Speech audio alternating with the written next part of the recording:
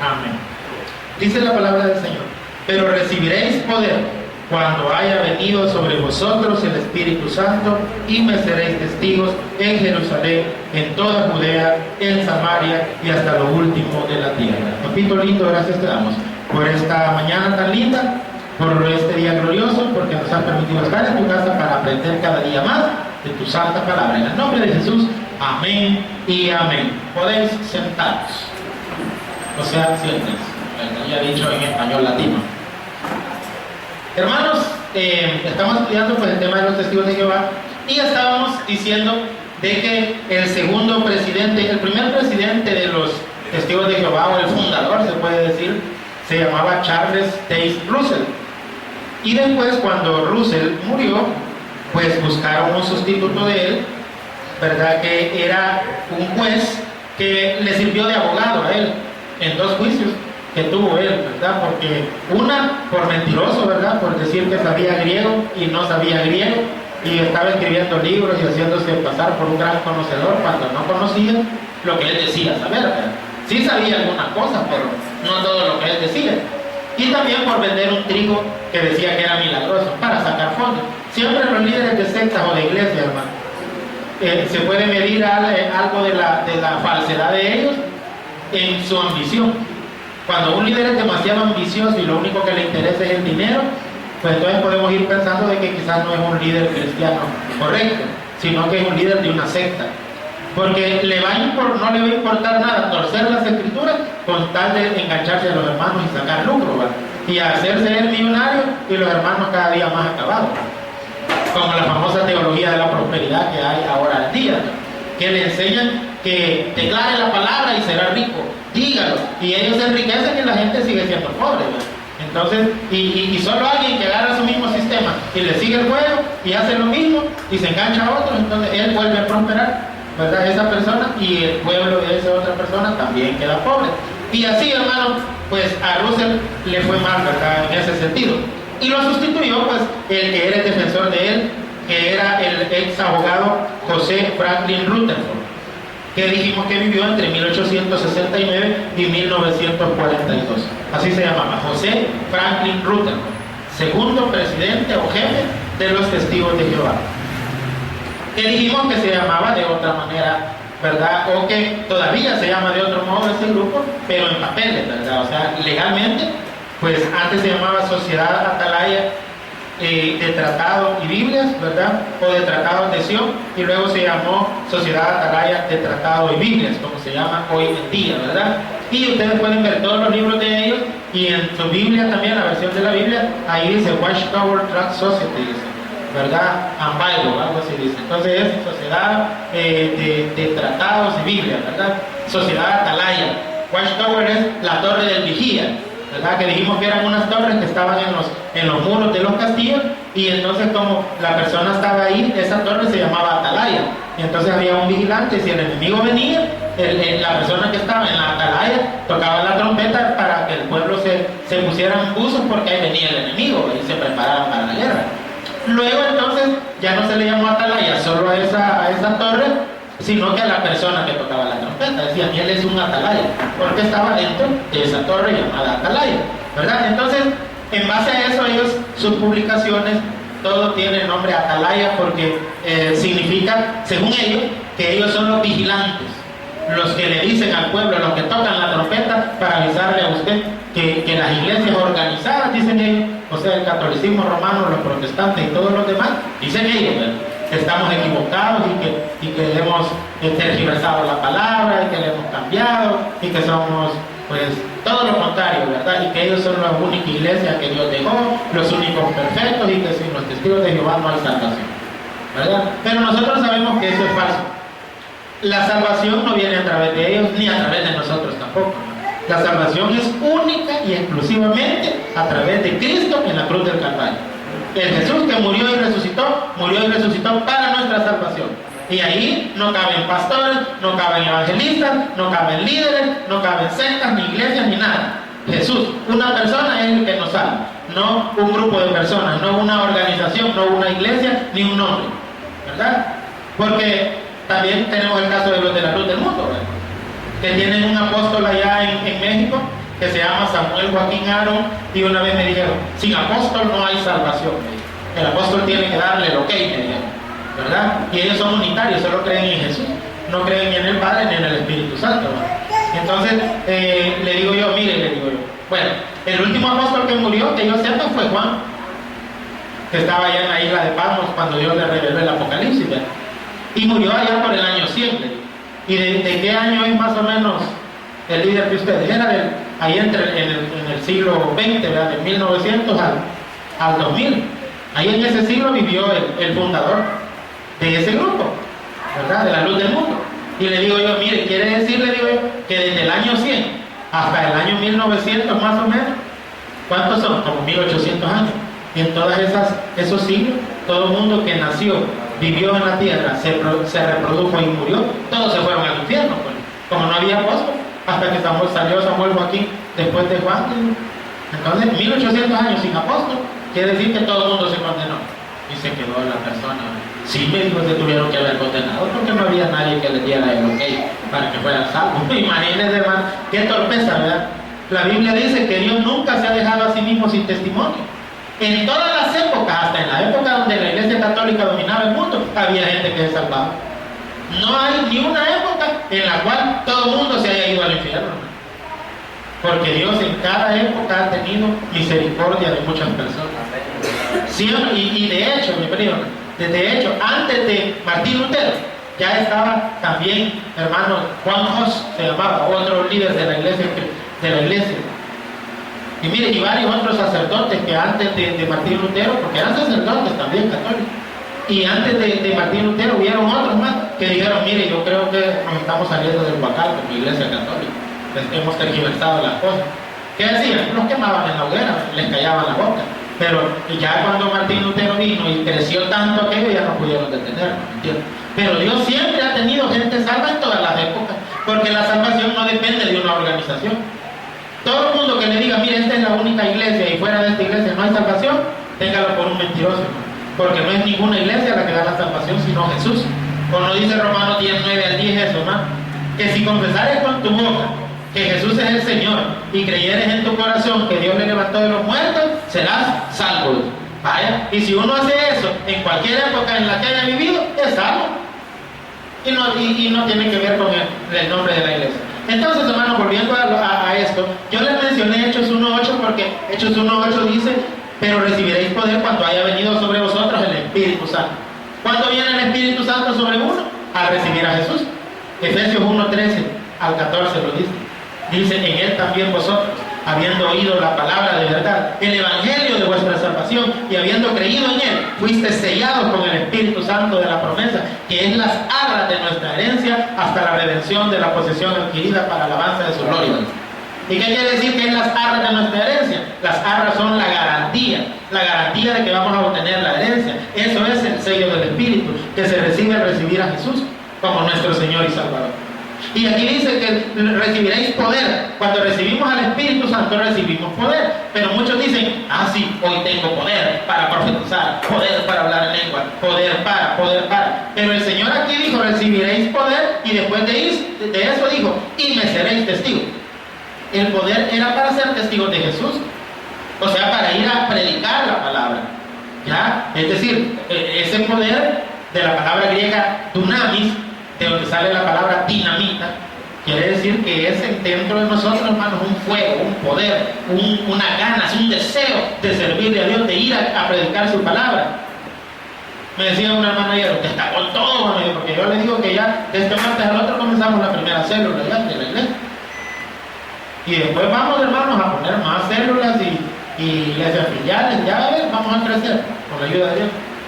Y mi mamá me lo decía hoy en la mañana, ¿y qué tenés que hacer? Sí, le digo, tengo que hacer.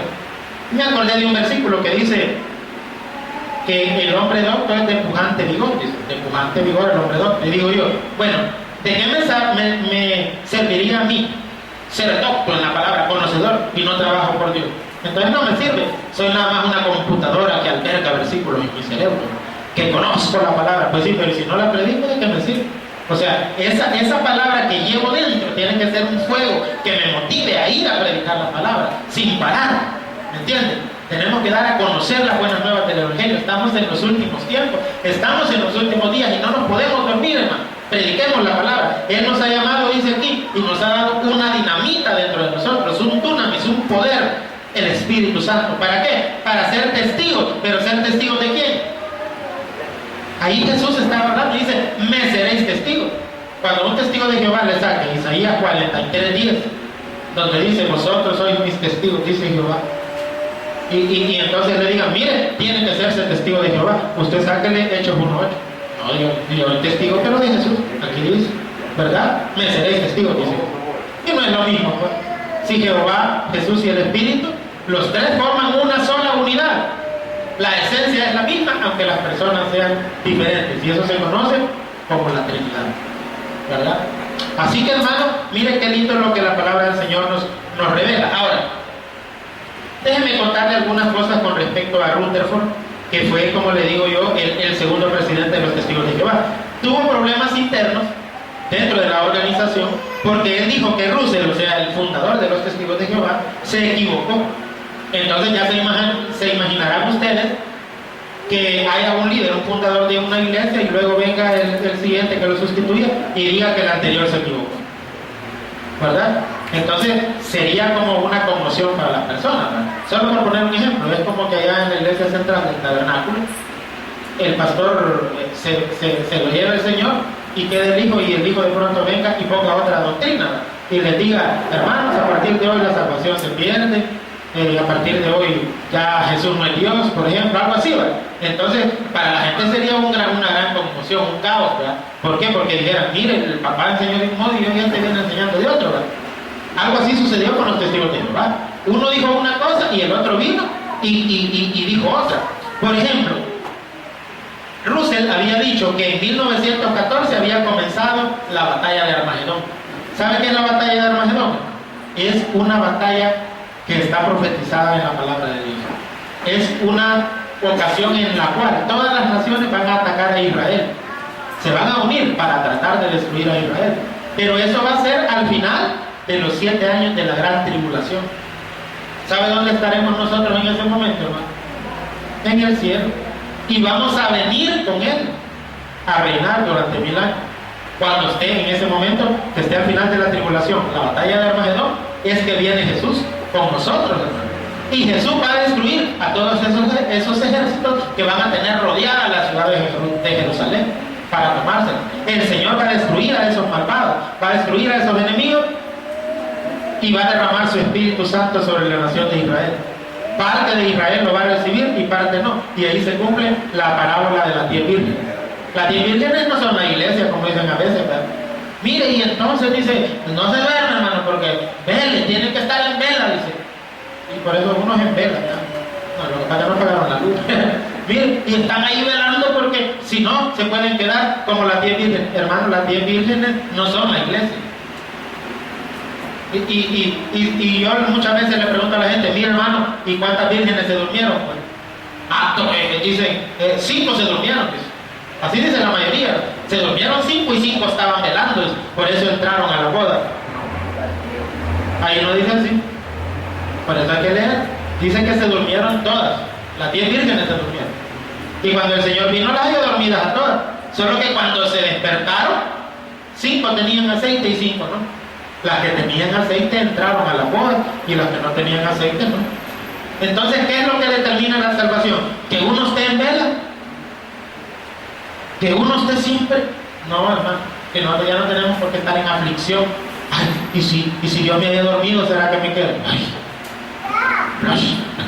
No, hermano, no se trata de eso. Tranquilo usted. Si usted tiene el Espíritu Santo adentro, usted tiene el aceite. No solo tiene la lámpara somos nosotros. Sin el Espíritu somos una lámpara vacía. Por eso no podemos dar luz. Jesús dijo, vosotros sois la luz del mundo. ¿Y por qué creen que somos luz? Porque Él dijo, yo soy la luz del mundo. Y si Él está en nosotros, Él es la luz. Y si el Espíritu Santo es el aceite, imagínense el contacto de la mecha con el aceite, hermano, y con la luz. Ya la hizo, hermano. Entonces, nosotros somos ahora la luz del mundo. Entonces, como le digo, los testigos de Jehová, vino Rutherford y dijo, no, dijo, Russell se equivocó. En 1914 no fue la batalla de Armagedón. Ahí lo que se dio fue la caída de Satanás. Esa es lo peor, ¿no? Porque dice, Satanás cayó en 1914, pero ¿a saber a dónde? Ya quizás iba caminando y se resbaló una cáscara de guineo, ¿no? Porque la Biblia no dice que Satanás cayó en 1914. Y nadie ha visto caer a ningún demonio en 1914. Entonces, ¿cómo es eso de la caída de Satanás? Porque tenemos que ir aclarando cada concepto de lo que ellos dicen, explicándolo a través de la palabra. Hay dos caídas de Satanás, hermano, en la Biblia. Dos caídas de Satanás narradas en la Biblia. Y la primera de ellas es cuando Dios lo sacó del cielo. Cuando Dios lo echó del cielo. Ya vamos a ver los versículos donde está narrado eso. Que antes quiero que vea Génesis 1 del 1 al 2.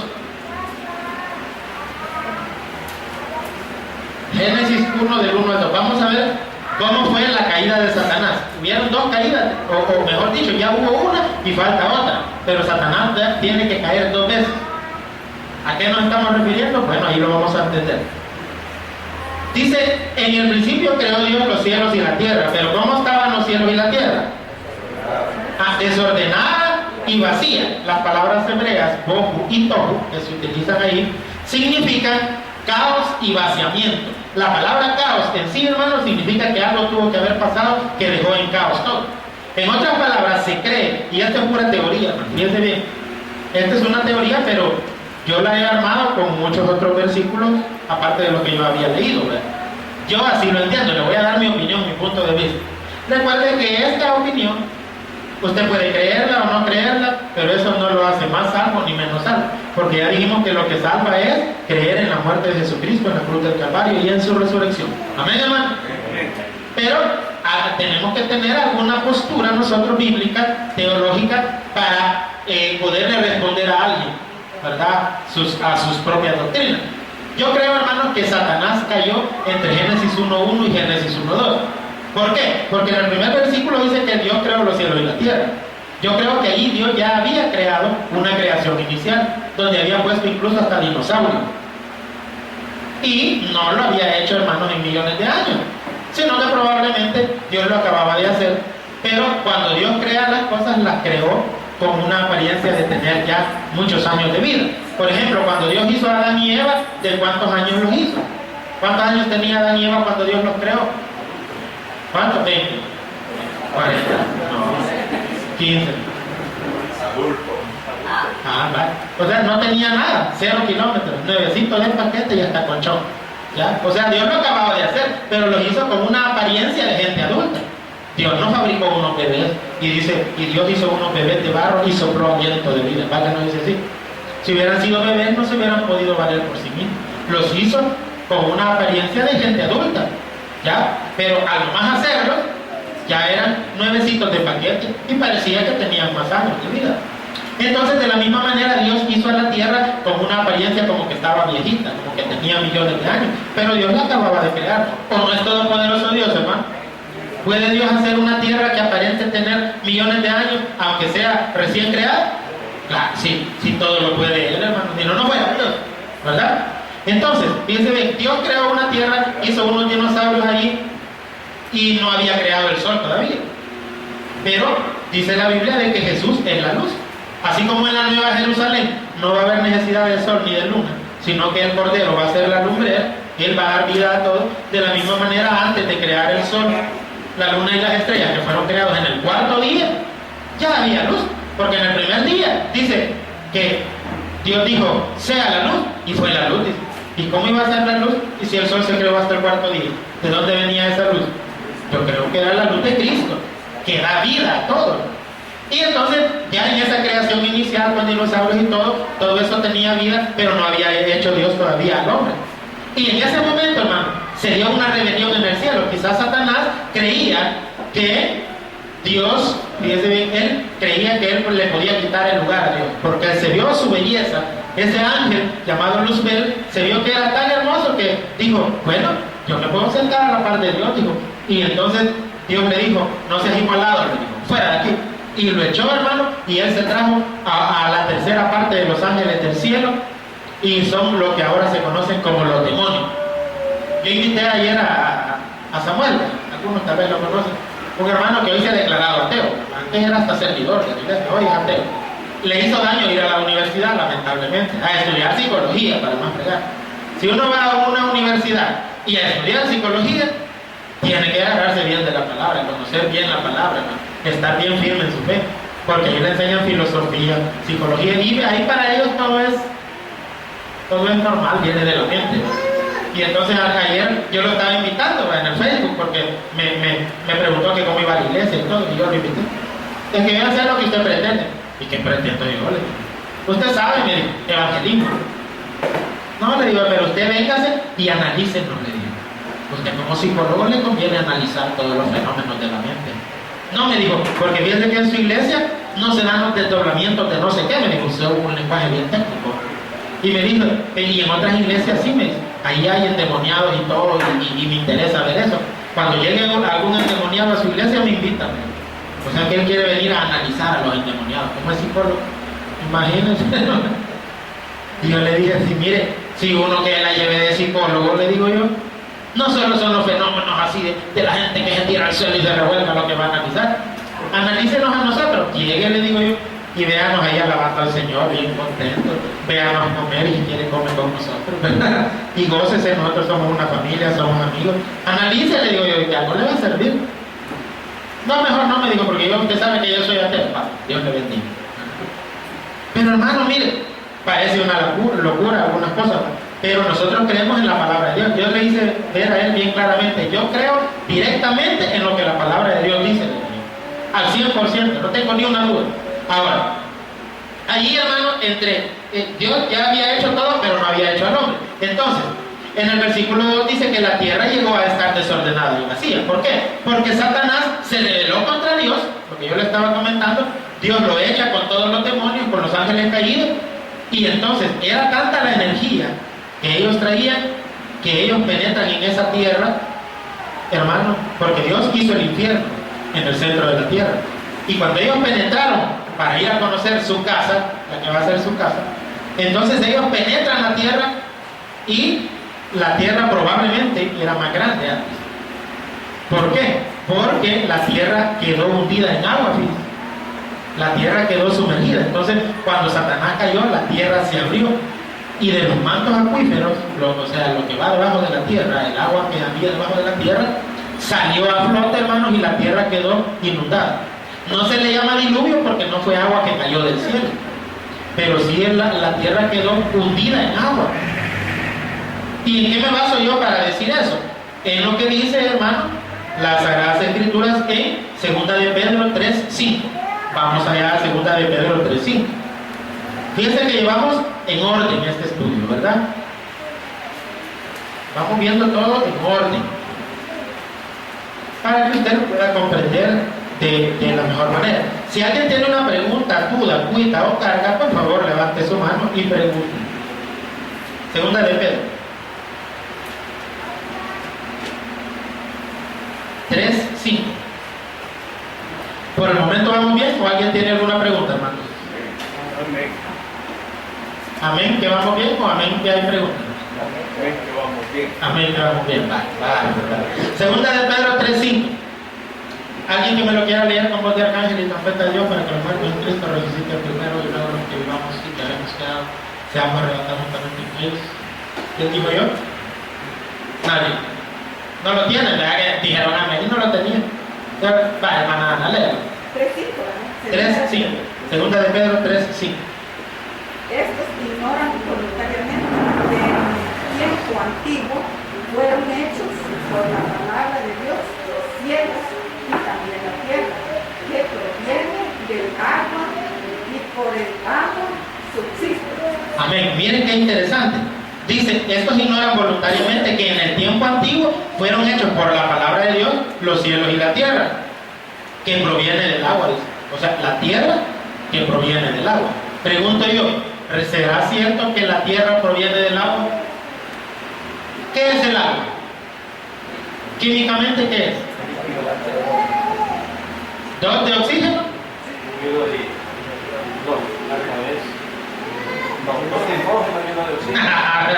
Dos de hidrógeno y 1 de oxígeno. Eso es el agua, ¿o no, hermano? Entonces, ¿el agua se puede convertir en tierra? No, ¿verdad? Y la tierra se podrá convertir en agua. Miren lo que dice ahí nuevamente. Y también la tierra que proviene del agua. ¿Será que la tierra Dios la hizo del agua? ¿Saben en qué sentido la tierra proviene del agua? Se refiere a esta tierra, al planeta Tierra. Proviene del agua porque en la creación lo que Moisés vio realmente es surgir la tierra de abajo del agua. O sea, la tierra salió del agua, pero porque estaba sumergida en agua.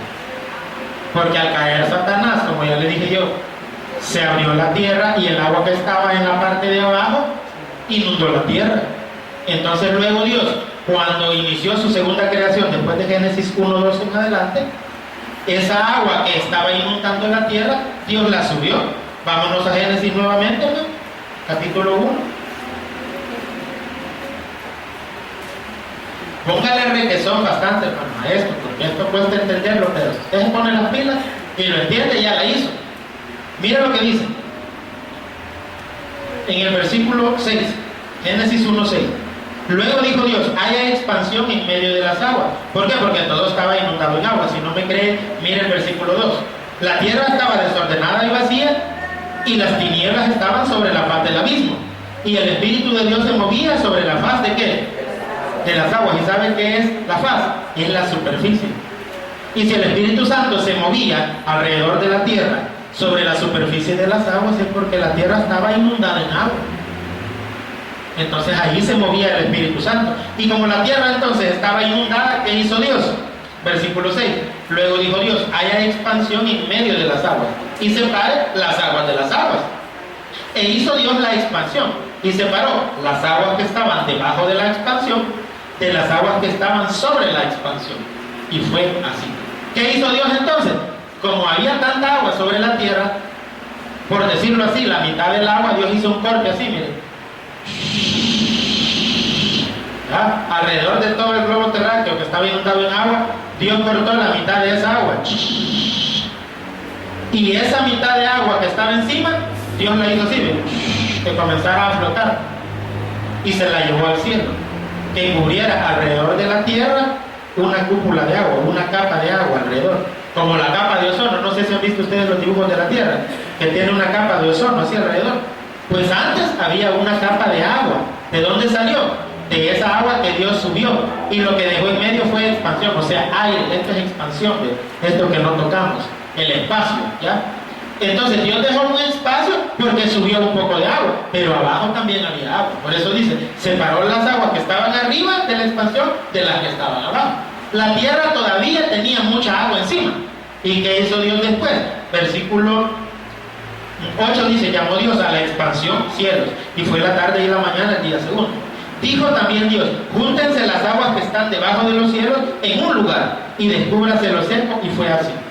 Quiere decir que como la tierra todavía tenía mucha agua, Dios separó el agua, todo lo que era agua, y entonces quedó una parte seca. Y a la reunión de las aguas, ¿cómo le llamó Dios? Mares. Y a lo seco le llamó tierra. ¿Y cómo pudo haber hecho Dios para que esa agua se formaran los mares? Fácil. Achacar la tierra así, miren. Hundir una parte de la tierra, ¿ya? Así, digamos que la tierra es redonda, como que una parte se hunde así. Y entonces el agua que esté encima va a buscar ese curso, ¿sí o no? Entonces Dios forma los mares, porque, y usted lo puede comprobar, si usted va al mar, hermano, comience a caminar, y usted se va a dar cuenta que entre más se va metiendo, va más para abajo, ¿sí o no? Camine 1 kilómetro. Vamos a ver, porque no usted, sí, porque se me ahoga, ¿verdad? Así que mejor no, ni le vaya a ocurrir, pero usted sabe que así es, ¿sí o no? Entonces, por eso es que hay mar, porque hay una profundidad. Entonces, hermanos, fíjense bien, Dios de esa manera resolvió el problema. Entonces, cuando el agua sale a flote, ¿de dónde salió? Perdón, cuando la tierra salió a flote, ¿de dónde salió? Del agua, porque estaba inundada en agua, ¿sí o no? Eso confirma lo que vimos en Pedro, que la tierra proviene del agua, en el sentido de que estaba hundida y luego salió a flote porque el agua Dios la metió en los mares. ¿Estamos entendiéndolo? ¿Alguna pregunta a alguien que no haya entendido eso? Sin miedo, hermano. Aquí nadie le va a decir nada. Bueno, y veamos Lucas 10:18. Lucas 10:18. Para comprobar que Satanás sí cayó. Lucas 10:18. Para comprobar que Satanás sí cayó del cielo.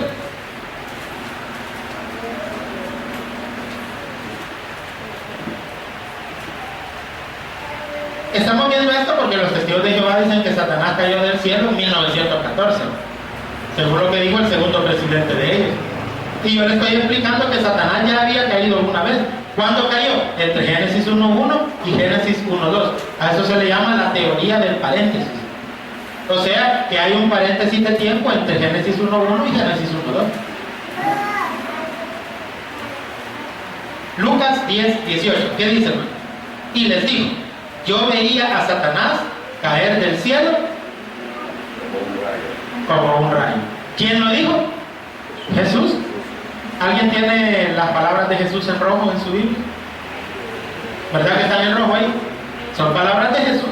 O sea que Jesús dijo: no, yo vi caer a Satanás del cielo como un rayo cayó. Entonces la pregunta es: ¿Satanás cayó en 1914 o en la época de Jesús ya había caído? ¿Ah? Ya había caído. No, Jesús dice que él lo vio cuando cayó. Entonces, ¿quién tiene razón? ¿Los testigos de Jehová o la Biblia? La Biblia. Miren, entonces ya sabe usted que le va a contestar. Ahora, veamos ahora cuándo fue que cayó Satanás la primera vez. Isaías 14, del 11 al 15.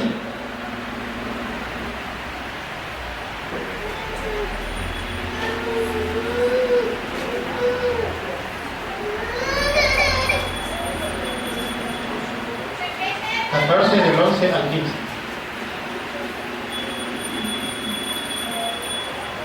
Isaías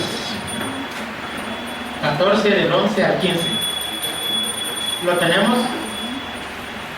Dice: descendió al Seol tu soberbia. El Seol es el infierno, ¿no? Es el verdadero nombre del infierno. No se llama infierno, ¿no? Es el Seol. Descendió al Seol tu soberbia y el sonido de tus arpas. ¿Por qué se cree, hermanos, de que Satanás era como el director del coro en los cielos? ¿Verdad? Porque allá dice en la Biblia de que los ancianos y los que estaban allá, los ángeles, tenían arpas y adoraban a Dios con arpas. Entonces aquí dice el sonido de tus arpas. Y si Satanás era un ángel principal en el cielo, se cree que él pudo haber sido como director del coro. Por eso es que a Satanás le gusta la música. Mira cómo la ve. Al diablo le gusta la música, pero no la que va dirigida a Dios, sino que la que va dirigida no al diablo tampoco, porque también hay música dirigida al diablo. También la que le dedica a la mujer o al hombre, también esa le agrada al diablo. ¿Por qué? Porque no se la está dedicando a Dios. Entonces dice el sonido de tus arpas: gusanos serán tu cama y gusanos te cubrirán. Esta es una segunda confirmación de que en el infierno van a haber gusanos, porque en Marcos capítulo 9 dice también que en el infierno dice que el gusano nunca muere, y aquí dice: gusanos serán tu cama y gusanos te cubrirán. Luego dice el 12: ¿cómo caíste del cielo, oh Lucero, hijo de la mañana? Este es el nombre de Satanás, Lucero, hijo de la mañana. De ahí viene, cuando dice hijo del alba o hijo de la mañana, de ahí viene el nombre Lucifer. Lucifer es hijo del alba o hijo de la mañana, ¿verdad? Haciendo alusión, hermanos, a la primera estrella que se miraba en el firmamento en la mañana, en la madrugada. Entonces, como era un ángel muy bello, lo comparaban con esa estrella. Entonces le dicen: Lucero, hijo de la mañana, cortado fuiste por tierra, tú que debilitabas a las naciones. Tú que decías en tu corazón: subiré al cielo, en lo alto, junto a las estrellas de Dios levantaré mi trono, y en el monte del testimonio me sentaré a los lados del norte. Sobre las alturas de las nubes subiré y seré semejante a ¿quién? Al Altísimo. O sea que Satanás quiso, hermano, ser semejante a Dios, hermano, y así hay muchos evangelistas evangélicos, valga la redundancia, que hoy en día predican que somos diositos, que como somos a imagen de Dios, dicen, y tenemos la naturaleza divina, entonces todo lo que declaremos con la boca se tiene que cumplir, porque hay poder en la lengua, y que esa es falsa doctrina. Tenga cuidado. Un día, desde bien, siempre dentro de la nueva reforma, ahorita estamos con los testigos de Jehová, pero un día vamos a llegar con las iglesias evangélicas y vamos a tocar ese tema precisamente, porque eso, mire, como pólvora se ha regado alrededor de todo el mundo. Incluso hoy ya nadie le pide al Señor casi: Señor, saname, ¿no? Hoy todo el mundo ya no necesita pedirle a él. Me declaro sano, dice. Y ya, o sea que el poder está en usted. Sí, porque hay poder en la lengua, porque la Biblia dice que lo que tú digas y declares, tenga cuidado, hermano. A veces uno agarra los versículos y ni ha visto lo que dice antes ni lo que dice después. Te has enlazado con los dichos de tu boca, dice la palabra. Sí, pero está hablando de aquellos que dicen, yo te voy a ayudar, te voy a servir de fiador. A eso se refiere. Si usted ya expresó y ya lo firmó, porque antes solo lo expresaba, pero ahora lo firma en un papel. Yo te voy a ayudar, yo voy a servir de fiador. Ya se enlazó con los dichos de su boca. Mejor no lo hubiera dicho, porque ahora tiene que cumplir. A eso se refiere. No se refiere que tenemos poder en la lengua y que yo voy a declarar, quiero un Rolls Royce, un auto último modelo, me concentro, me embarazo del proyecto y yo sé que Dios me... No, hermano. Pórtese bien y Dios se lo va a dar. Pórtese mal y no le va a dar nada.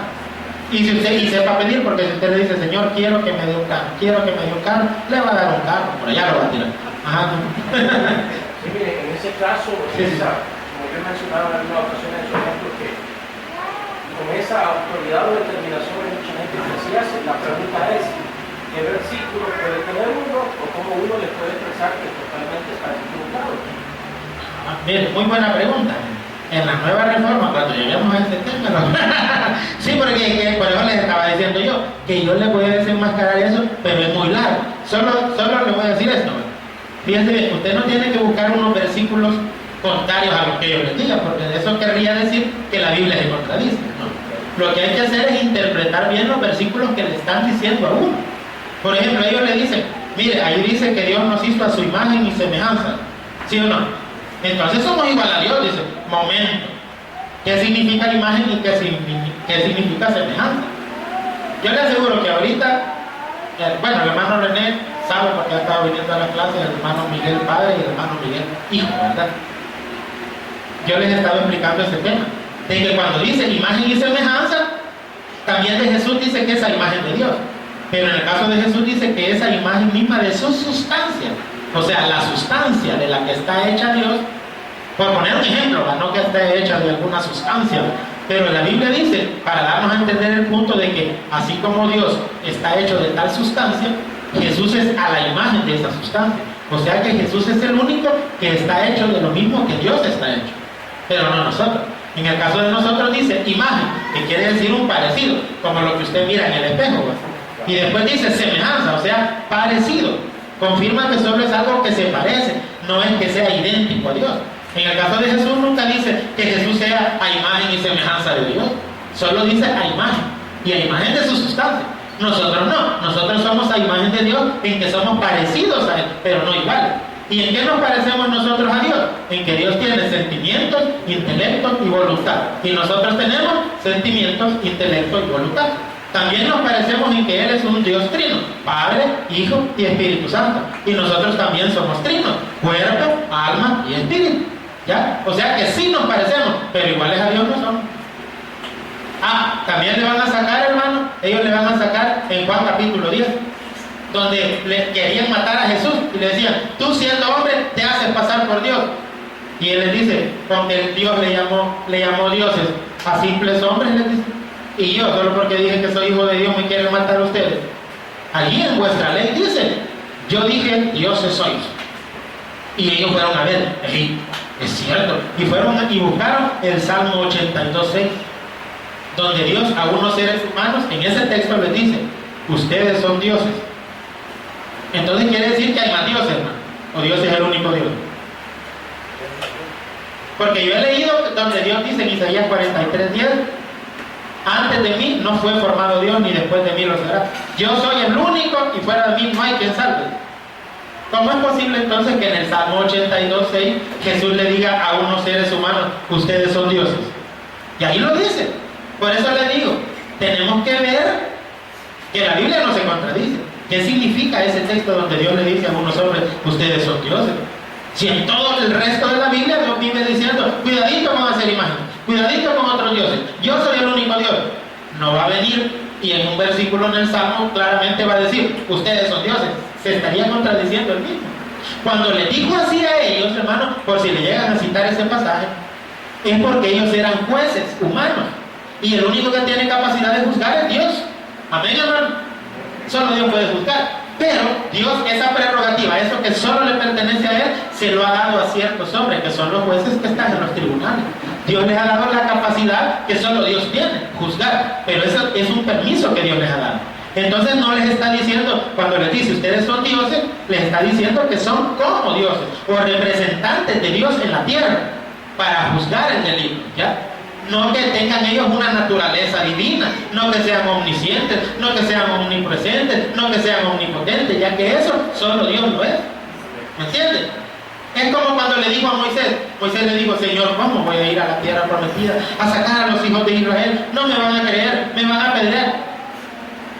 Y además le dice, yo soy tartamudo. No, Moisés, no te preocupes por eso, anda. No, que yo, vaya, te voy a hacer unos milagritos, pero Señor, yo no puedo hablar. Vaya, le digo, para que no me estés poniendo excusas, voy a mandar a tu hermano Aarón contigo, y como vos decís que sos tartamudo, le digo, yo te voy a dar mi palabra a ti, Moisés, y tú se la vas a decir a Aarón, y Aarón lo único que va a hacer es repetírsela o decírsela al pueblo, ¿de acuerdo? Entonces, yo voy a hacer, dice, tú vas a ser Dios para Aarón, y Aarón va a ser tu profeta. Le estaba diciendo a Aarón, le estaba diciendo a Moisés, perdón, que literalmente Moisés iba a ser Dios, ¿verdad que no? Simplemente que Moisés iba a ser como que él fuera Dios para Aarón. ¿Por qué? Porque él le iba a decir lo que Dios le había dicho a Moisés. Y Moisés se lo iba a transmitir a Aarón y Aarón al pueblo. ¿Se entiende, hermano? Entonces no es de agarrar un versículo de aquí, uno de allá y decir, yo soy Dios, tengo la naturaleza divina, lo que yo declaro, eso se tiene que cumplir, y entonces te declaro sano, me declaro sano. Pablo estaba enfermo, tenía una enfermedad, Dios le había dado permiso a un demonio para que le pusiera una enfermedad a Pablo. 2 Corintios 12 del 1 al 3, por si no me creen. Y entonces viene Pablo y le pidió a Dios 3 veces que le quitara la enfermedad. Dice, 3 veces he pedido, he rogado a Dios que me quite la enfermedad. Y Dios me ha dicho, bástate mi gracia. Pablo le dijo, contento te deberías de sentir porque sos salvo. Y estás ahí, no te quiero sanar, y así te vas a quedar. Y cuando Dios dice no, es no. Y cuando Dios dice sí, es sí. Amén, hermano. Pero ¿hay algún indicio de que Pablo haya dicho, me declaro sano? Para que no. Muchos me dirán en aquel día, Señor, Señor, en tu nombre. Sí, porque en el nombre de Jesús lo hacen. Te declaro sano en el nombre de Jesús. Me declaro en el nombre de Jesús. Tal cosa en el nombre de Jesús. Muchos me dirán en aquel día, Señor, Señor, en tu nombre hicimos milagros. En tu nombre echamos fuera demonios. En tu nombre hicimos muchos milagros. Y les va a decir, apartados de mí, malditos, al fuego eterno, preparado para el diablo y sus ángeles. Es que no se trata de solo mencionar el nombre de Jesús. Se trata de, ¿tiene a Cristo en su corazón usted? ¿Usted lo reconoce a Él como el único o también Él y usted? Usted como ayudante de Él. El chero de Dios, el que le ayuda. No se equivoque, ¿verdad? Nosotros somos súbditos servidores, Él es Dios. Y entonces, hermano, esta teoría, fíjense bien, de la caída de Satanás, ahí claramente decía Isaías 14 cuando cayó Satanás. Ya había caído. Y vea Ezequiel 28. Ya vamos a terminar. No se me desespere, Pérez. Ah, no, Pérez solo hay uno. 2 Pérez hay. Dos Pérez hay aquí en la iglesia. Así que no se me desesperen, Pérez, ¿verdad? Ezequiel 28.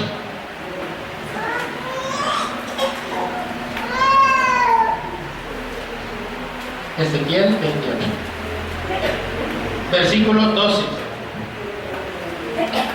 ¿Lo tenemos? Hijo de hombre, levanta endechas sobre el rey de Tiro y dile, así ha dicho Jehová el Señor, tú eras el sello de la perfección, lleno de sabiduría y acabado de hermosura.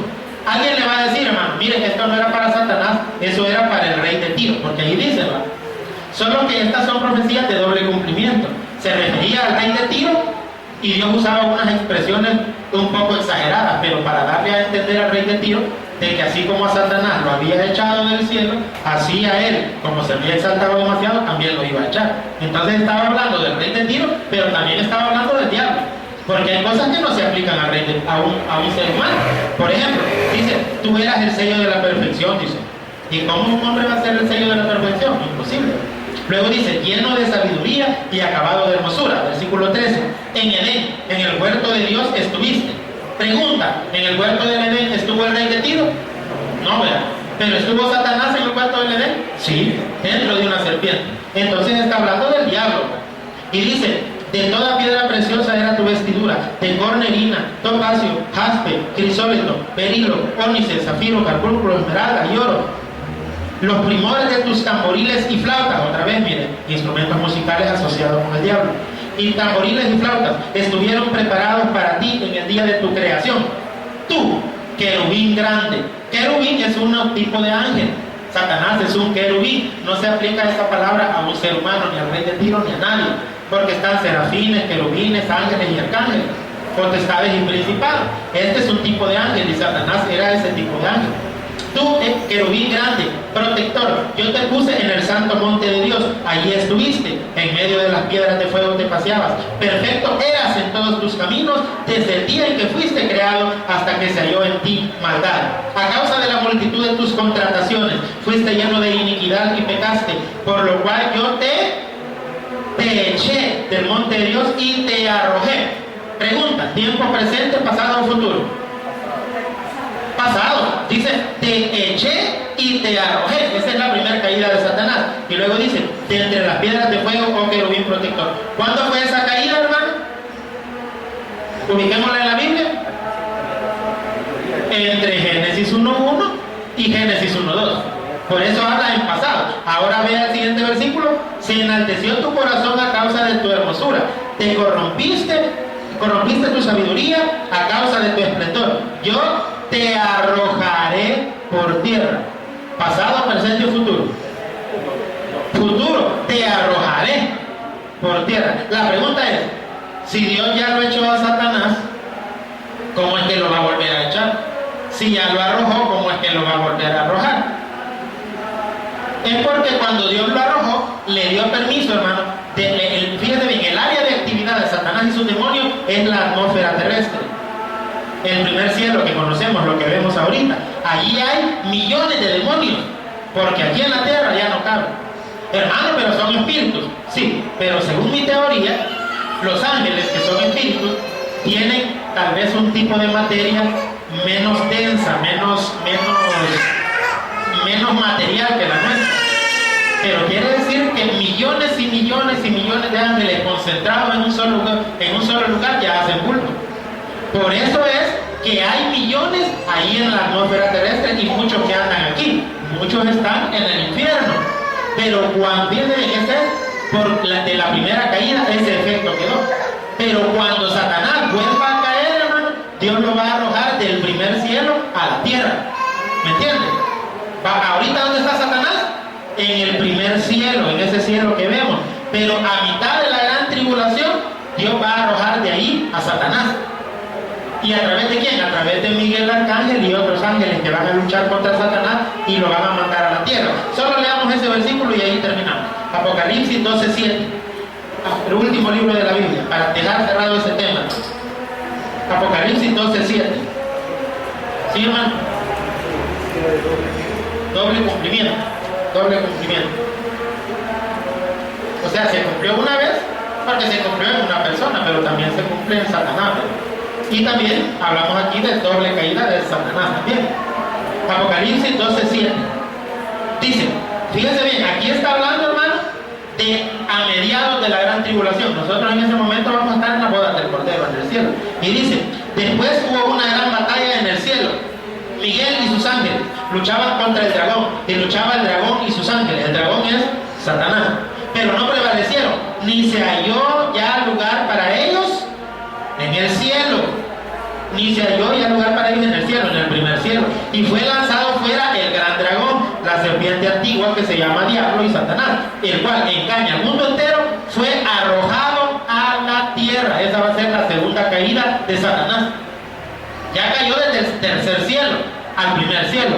Ahora lo van a echar del primer cielo a la tierra. ¿Para qué? Para torturar a las personas durante la gran tribulación. A aquellos que se dejaron poner la marca de la bestia y a los que no quisieron en este tiempo recibir a Jesús. Dice el versículo, y sus ángeles fueron arrojados con él, dice al final del 9. Versículo 10. Entonces oí una gran voz voz del cielo que decía: ahora ha venido la salvación, el poder, el reino de nuestro Dios, la autoridad de Jesucristo, porque ha sido lanzado fuera el acusador de nuestros hermanos, el que los acusaba delante de nuestro Dios día y noche, y ellos le han vencido por medio de la sangre del Cordero y de la palabra del testimonio de ellos, y menospreciaron sus vidas hasta la muerte, porque los que crean en la tribulación serán llevados a la muerte. Por lo cual, alegraos cielos y los que moráis en ellos. Ay de los moradores de la tierra y del mar, porque el diablo ha descendido a vosotros con gran ira, sabiendo que tiene poco tiempo. Y cuando vio el dragón que había sido arrojado a la tierra, persiguió a la mujer que había dado a luz a su hijo varón. Esta mujer es la nación de Israel, que tuvo al hijo varón llamado Jesucristo.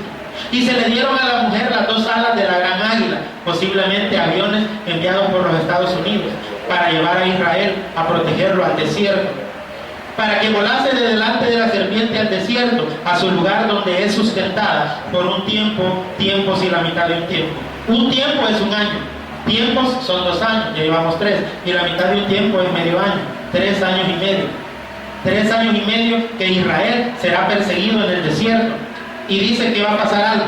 Dice: y la serpiente, dice el 15, arrojó de su boca tras la mujer, tras Israel, agua como un río. Estos son ejércitos, para que fuese arrastrada por el río.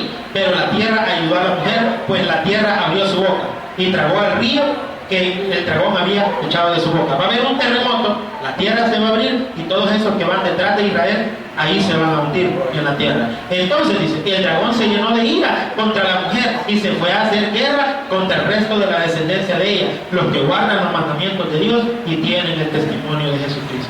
Porque Satanás, hermano, descenderá para hacerle guerra a los creyentes. Y de hecho, los demonios que ya andan aquí, andan haciéndonos guerra a nosotros.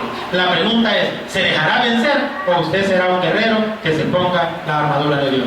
De usted depende. Démosle un aplauso al Señor y vamos a orar.